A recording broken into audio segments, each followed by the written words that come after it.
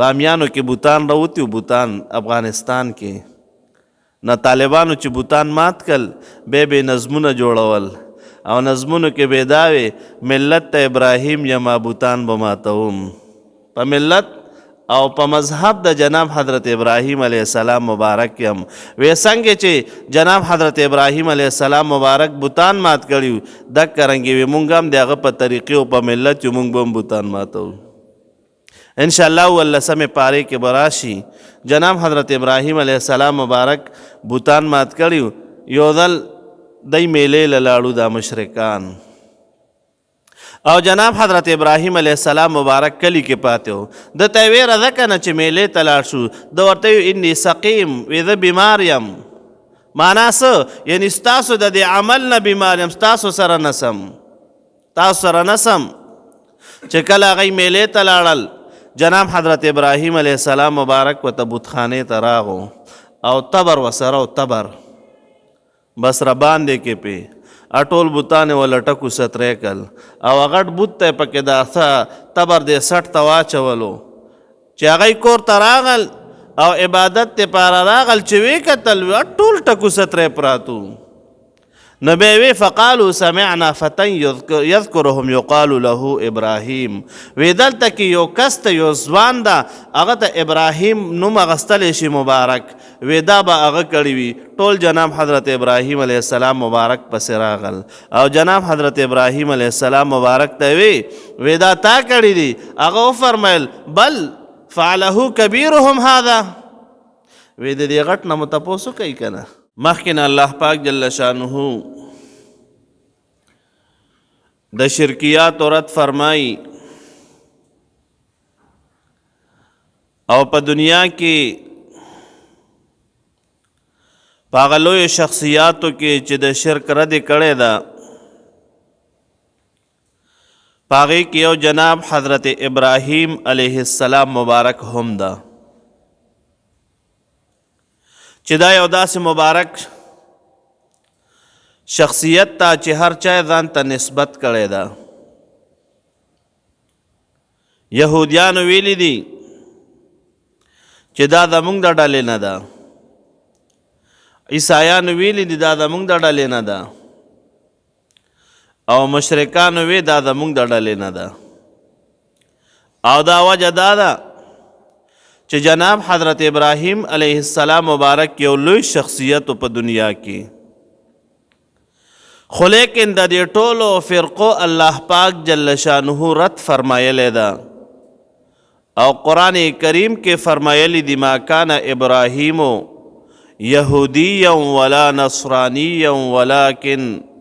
کان حنیفا مسلما وما کان من المشرکین چې جناب حضرت ابراهیم علیه السلام مبارک خو نه یهودی و او نه عیسائی و نصرانی و نه نصرانی و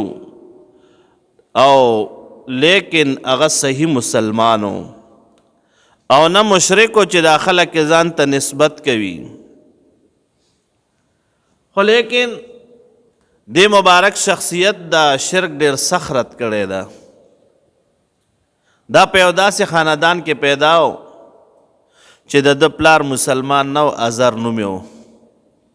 بعضې خلکو ویلی دي چې د پلار نوم یې ازر نه و دا د تره نوم ده خو لیکن مفسرین کرام رحمه الله په هغې باندې سخت خبرې کوي چې نه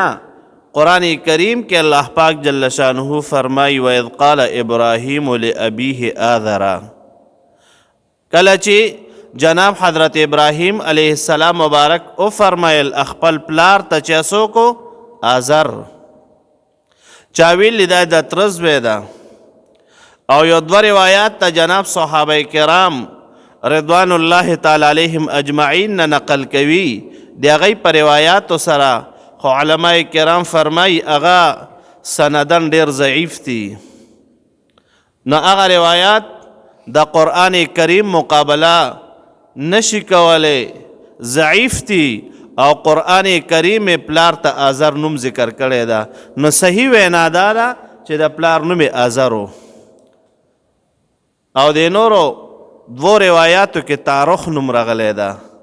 خو صحیح وینا ما درته وویې دا ده چې قرآن کریم بیان کړی ده چې ازر نوم د پلارو. جناب حضرت ابراهیم علیه السلام مبارک خپل پلار ته وی دا تاسو د څه عبادتونه کوئ؟ وی دا خو تاسو بوتان جوړ کړي دي او تاسو د دې عبادت کوئ،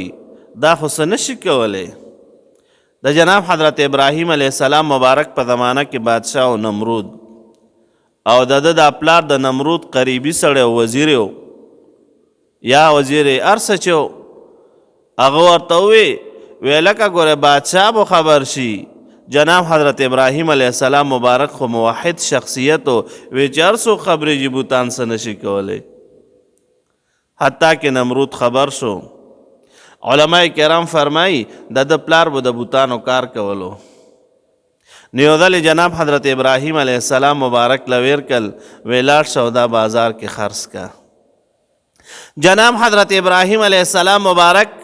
بازار ته وړل او خپې کې ورته پړی اچولی او بازار کې راکاږي داسې او دا ورته وایي ای رونو دا هغه شیان دي چې ګورې دا نه چاته خیر رسولی شي نه چاته شر رسولی شي. نو بیا چا څه کول؟ بیا خو چا څه کول؟ لرګي باندې څوک څه کوي او پکاڼي باندې څوک څه کوي. جناب حضرت ابراهیم علیه السلام مبارک په چې کور ته تشریف راوړو او پلار به ورته ووایي چې څه دي ولې دې خرڅ نه کړل؟ وی باباجي چې چا نه اخیستل نو زه څه وکړم؟ او هغه به حقیقت بیانولو چې وی دا ګورې نه چاته خیر رسولی شي او نه چاته شر رسولی شي. ما بله ورځ ویلي ښه بامیانو کې بوتان راوتي و بوتان افغانستان کې نه طالبانو چې بوتان مات کل به نظمونه جوړول او نظمونو کې به دا وی ملت ته ابراهیم یما بوتان به ماتوم. په ملت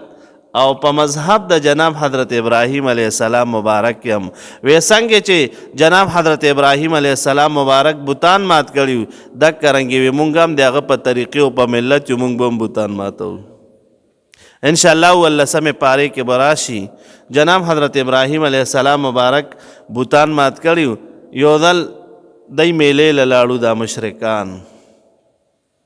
او جناب حضرت ابراهیم علیه السلام مبارک کلی کې پاتې و. ده ته یې ویره ده که نه چې میلې ته لاړ شو؟ ده ورته وی انی سقیم، وی زه بیمار یم. معنا څه؟ یعنې ستاسو د دې عمل نه بیمار یم، ستاسو سره نسم چې کله هغوی میلې ته لاړل جناب حضرت ابراهیم علیه السلام مبارک ورته بتخانې ته راغو او تبر وسره و تبر بس را باندې کې پې اټول بوتانې ولټکو سترې کل او غټ بوت ته پکې دا تبر دې سټ ته واچولو چې هغوی کور ته راغل او عبادت ته پاره راغل چې وی کتل ټول ټکو سترې پراتو. نو بیا وی فقالو سمعنا فتى